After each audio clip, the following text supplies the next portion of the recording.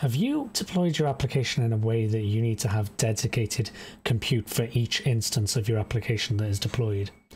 Or perhaps you're building some kind of software as a service or multi-tenanted system, and you've deployed your applications so that you have infrastructure for every single one of your clients and your deployments. That means cost is going to scale in line with every single instance of your application.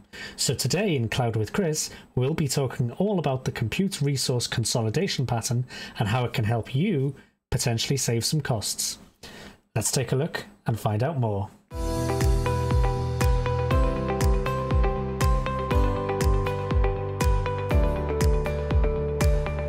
Hello there and welcome back to another episode of Cloud with Chris. You're with me, Chris Reddington, and here we will be talking about all things cloud. Now, thank you for joining me today. We're, of course, doing this one live today. Again, a few of the videos recently have been live, actually, really just because I've been a little bit out of sync in terms of recording these sessions. So I've been going back to actually recording some of these live. So let me know how we get on. Obviously, if you have any feedback, would love to hear it. But as I say, you know, just an opportunity to engage in a slightly different way here today. So as you heard in the intro there, we're going to be talking all about the Compute Resource Consolidation Pattern here today. So this is, of course, another episode in the Architecting for the Cloud One Pattern at a Time series. So we're going to waste no time here. We're going to go ahead and jump straight in. So let's just start setting the scene a little bit here and thinking about what we're trying to solve. And I'm actually going to switch over to this view here. And we're going to just start with a little bit of whiteboarding. So kudos and thanks go to Scott Hanselman for this one, because Scott posted a really good YouTube video all about using Microsoft Whiteboard with OBS and being able to have a transparent glass kind of effect. So what we're going to do is just do a little bit of discussion here, whiteboarding, before we start jumping into some of the docs. So imagine the scenario here that you've got your application.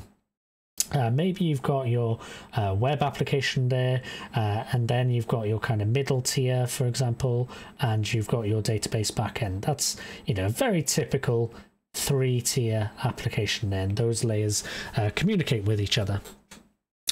Now, let's assume that actually you're deploying that multiple applications. For example, maybe you are some kind of independent software vendor or ISV, and you have different end customers using your solution. Maybe your application isn't designed, for example, to be, let's say, ready for a kind of a multi-tenanted world where you can share the underlying infrastructure. That is maybe a prerequisite for this pattern, but we'll come back to that in a bit. But let's just assume anyway that right now you've got a stamp of that infrastructure or deployment of that infrastructure per customer or per application, for example.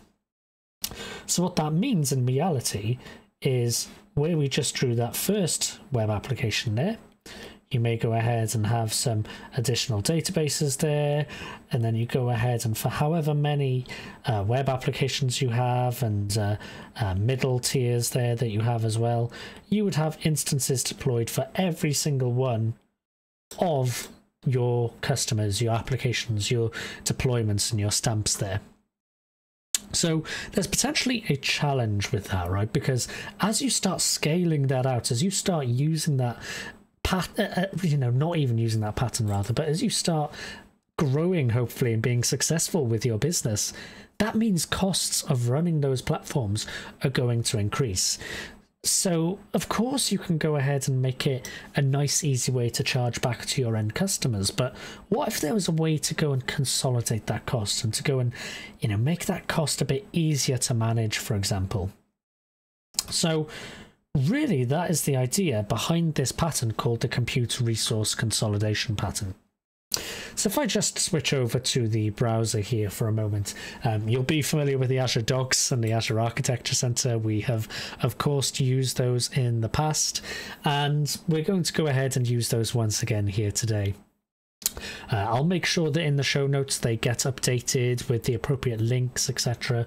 But as I say, this is all discoverable in the usual places that we go ahead and use and consume from here.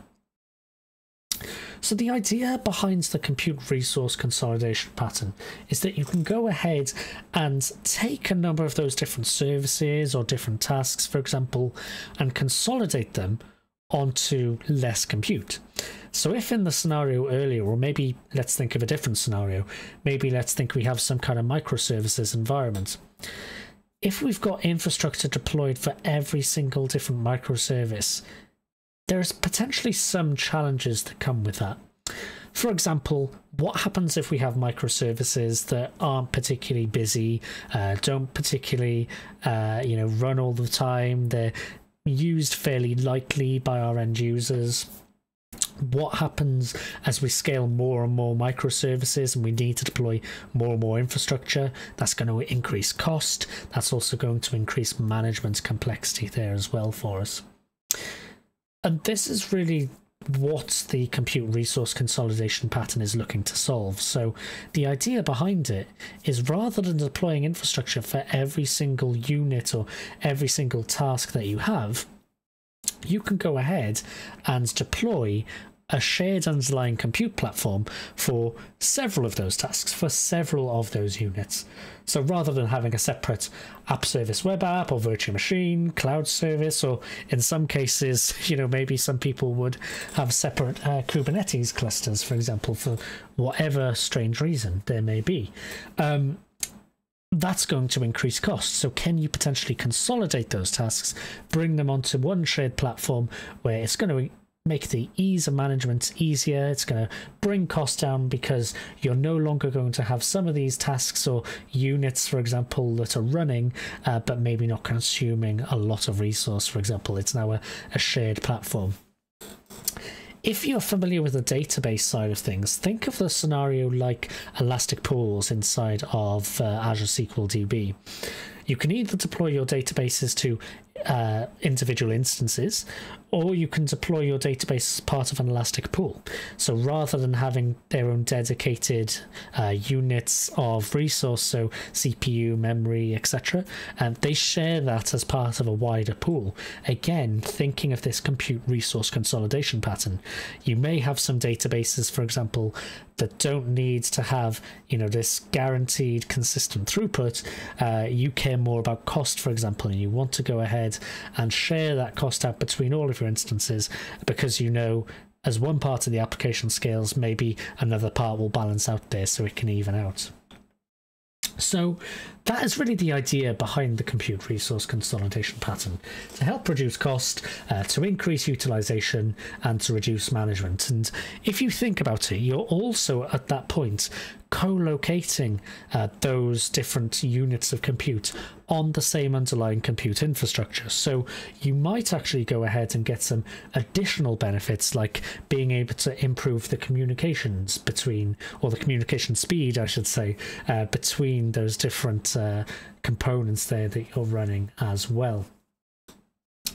Now, there is something to consider here though, right? Because we mentioned a bit earlier that maybe there are some parts of your application that are particularly noisy. Maybe there's some parts, for example, that are not.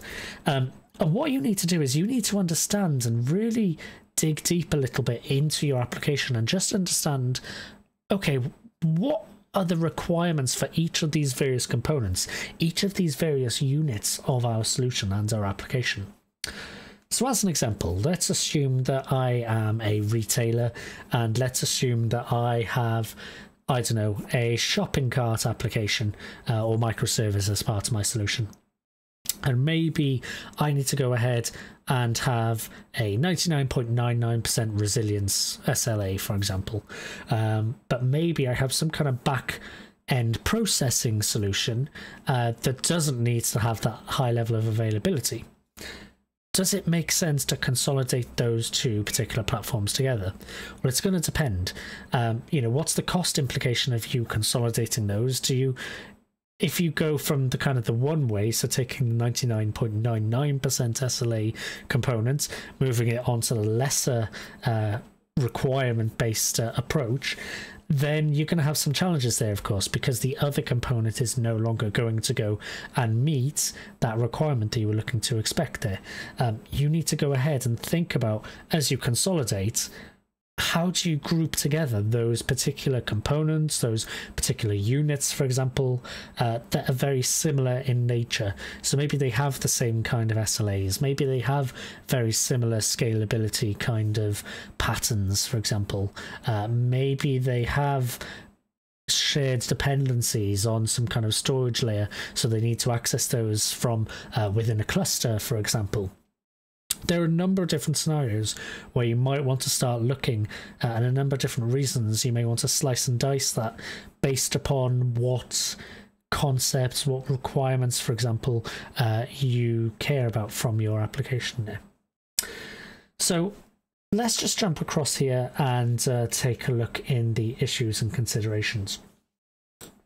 So as I say, there's a few considerations to think about here. So firstly, scalability and elasticity. So we know that many cloud solutions are going to implement this scalability, and typically they do that at a computational unit. You know, they might start and stop instances, they might scale out instances, for example, as well. What you want to do is avoid grouping together those particular tasks that share the same scalability requirements potentially, because if you get a noisy neighbor scenario, are they going to go ahead and potentially conflict with each other and consume resources? That's where having a really good auto-scaling approach is going to make sure you don't have a bottleneck on that underlying stamp and that underlying deployment. But at the same time, what you don't want to have is those scenarios where you're going to conflict on those scalability requirements. So, you know, you don't want to go ahead necessarily and have something which doesn't need to scale at all and something which is going to take all of the resources on the cluster. You've got to think about overall those underlying resources and how you want to distribute those out across those different microservices or computational units or components, however you are referring to those inside of your system. Then think about the life cycle, or rather lifetime, I should say, about your underlying infrastructure as well. If you've got long-running tasks, for example, do you need to go ahead and make sure that the underlying compute is configured in such a way that it can't be recycled or scaled or something until those tasks and those jobs are completed? You know, if you interact with that system before the jobs are complete, do you have some detrimental impact to the overall performance and characteristics of the system there? And how about things like the release cadence? What happens if you change the configuration of the underlying cluster? What is the blast radius of something going wrong? What happens if you change the configuration of one of those components?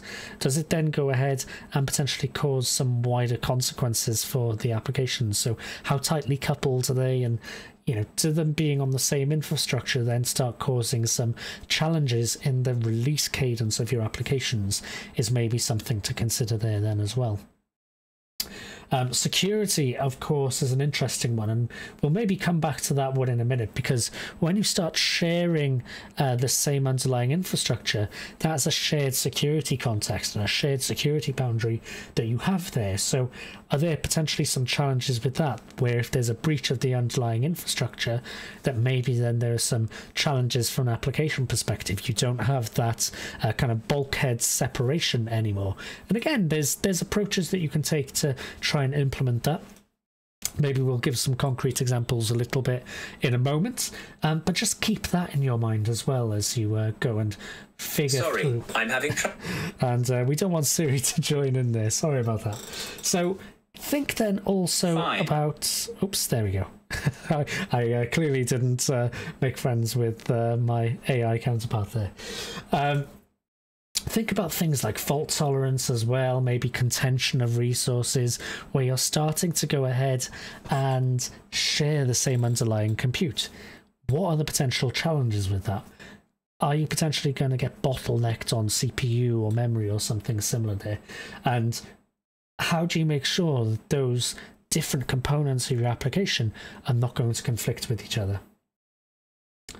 Now, of course, as you go ahead and start combining several parts of your application into the same underlying infrastructure, that can create complexity. Complexity in terms of deployments, complexity in terms of how you go and debug, maintain, and test some of those underlying pieces as well. you know, I guess we've talked about microservices particularly, but what about tasks, for example, that go and depend on each other, and how you go and make sure that you've got that complete transparency and understanding across all of those different tasks? Monitoring can help, of course, making sure you've got that kind of distributed monitoring that you may have had already if you've been running across different infrastructure stacks, but just keeping all of that in mind, because you need to make sure that how you're going to operate that system, and if something goes wrong with that underlying infrastructure that is hosting all of your various tasks, all of your various microservices or applications or whatever it may be, how do you recover from that? Because again, the blast radius or the scope of something going wrong is increased there, so that's something to go and consider. So let's go ahead and jump back to the whiteboard here.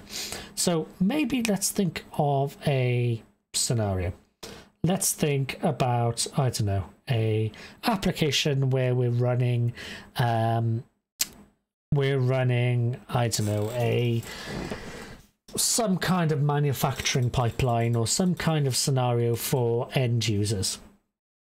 So we may have, for example, we'll go in red this time, we might have, let's say, component A, we might have component B, component C, and component D. Now, all of those components previously might have been running on complete different pieces of infrastructure. But now what we're going to do is we're going to consolidate those all upon one underlying base unit. And that might be, for example, an AKS cluster. Now, previously we might have had, for example, several web apps, so a web app for component A, a web app for component B, C, and D, etc. But now we've consolidated across different, the same cluster, I should say there. Now, what happens if we get another customer that wants to come along and also buy our application and use that service? Well, really, it depends on how we've architected the underlying application and how we can go and approach that. Some people might decide, for example, because of isolation reasons, they want to go ahead and have a completely separate AKS cluster again with another deployment of component A, component B, component C, and component D. So that isn't necessarily, in my mind, compute resource consolidation, because we've now got two separate instances of compute that we're now running there, two separate AKS clusters. Yes, it's not 8 web apps anymore for those two customers, it's just 2 underlying AKS clusters, but we could still potentially consolidate.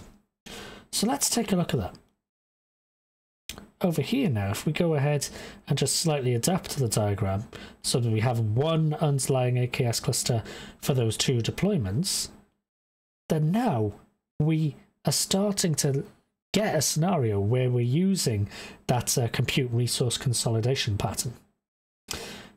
Now, there are probably people sat here looking at this diagram or listening to the explanation and thinking, hold on now, you've got potentially a problem here, because you've got 2 customers running on the same underlying infrastructure.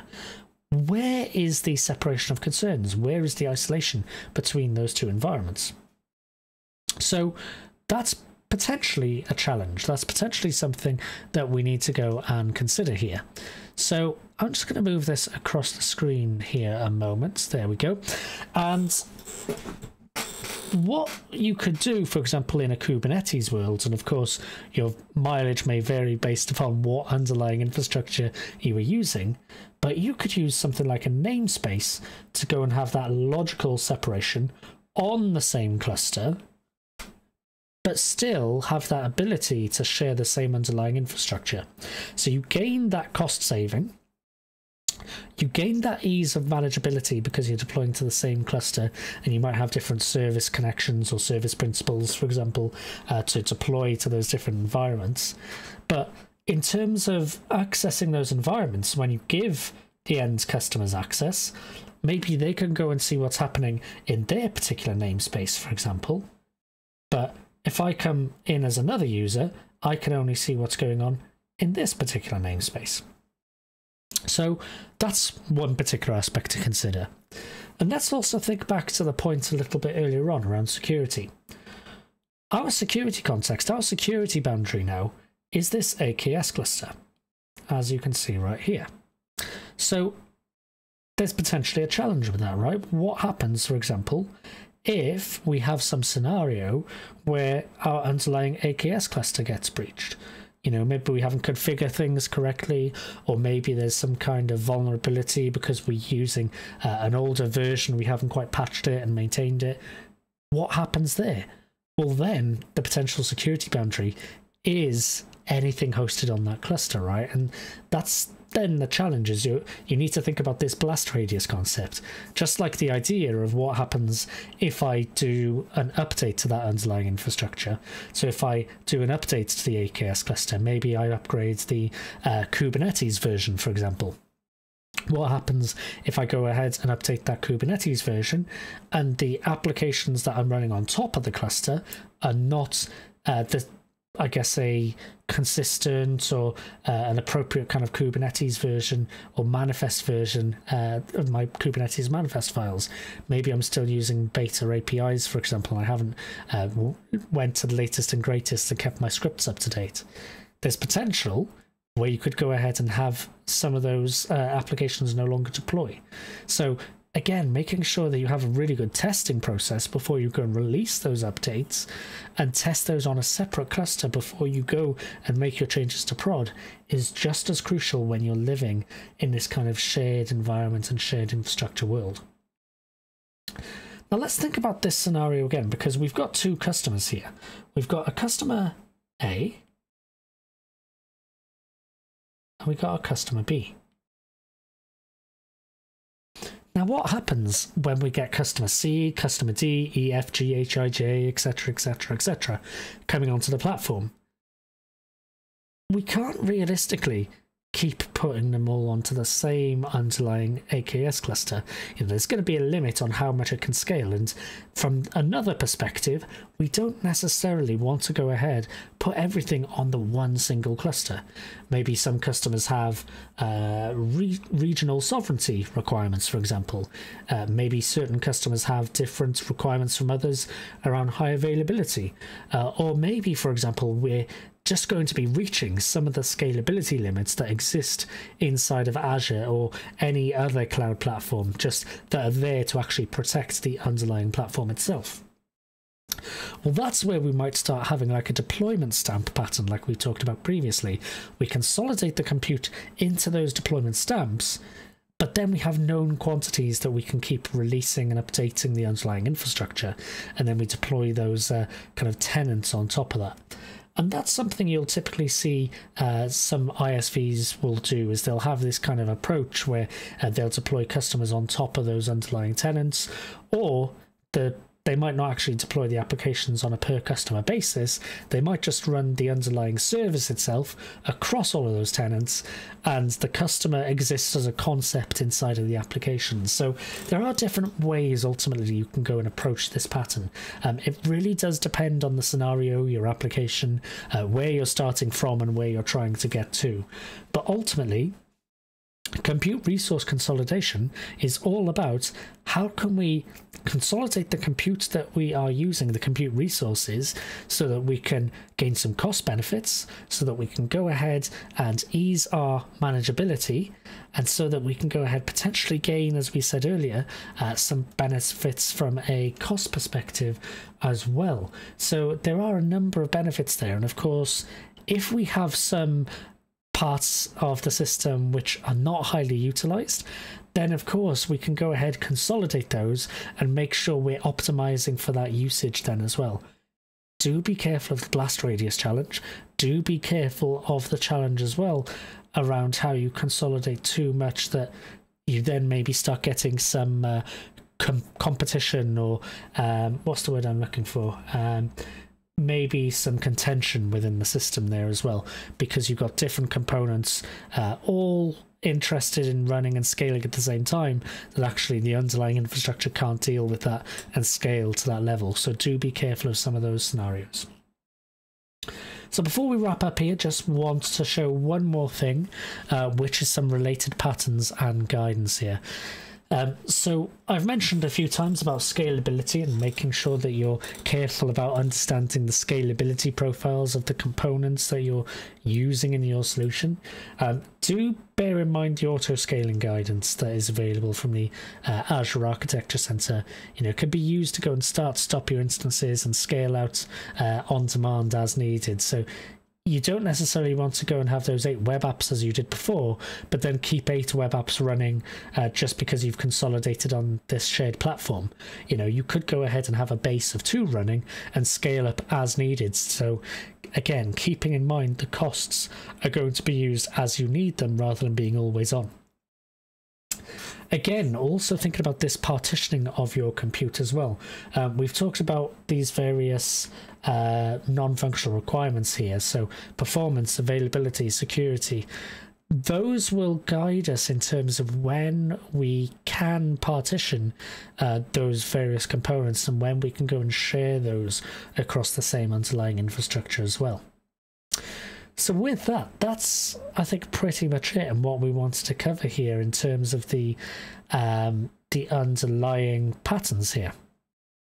So as you can see, you know, the compute resource consolidation pattern makes some sense in terms of the saving of cost. You just need to be a bit careful there in terms of things like the security boundaries, in terms of the blast radius, for example, and then how you decompose the application to go ahead and scale and bring those different benefits that we talked about earlier there.